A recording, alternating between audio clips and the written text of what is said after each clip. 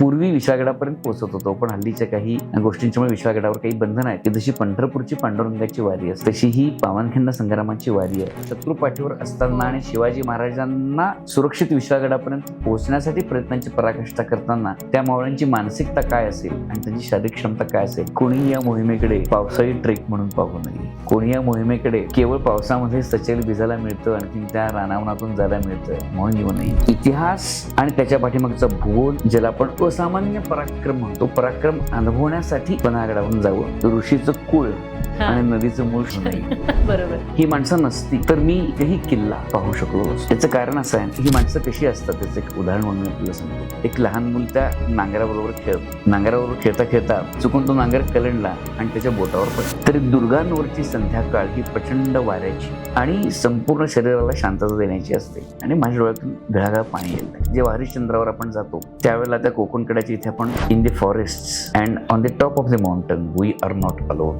एकच किल्ला तिन्ही ऋतूत वेगवेगळा असतो. एकच जागा तीन ऋतूत वेगवेगळी असते. तर ही शिवाजी राजांची वाट आहे. इथे शिवाजी महाराज राहतात. महाराष्ट्रामध्ये किल्ले आणि शिवाजी महाराज एकमेकांच्या पासून विलग करता येणं कदापिही शक्य नाही. खऱ्या अर्थाने माणूस म्हणून जगायचं असेल तर त्याची शेवटची पायरी ही शिवाजी महाराज.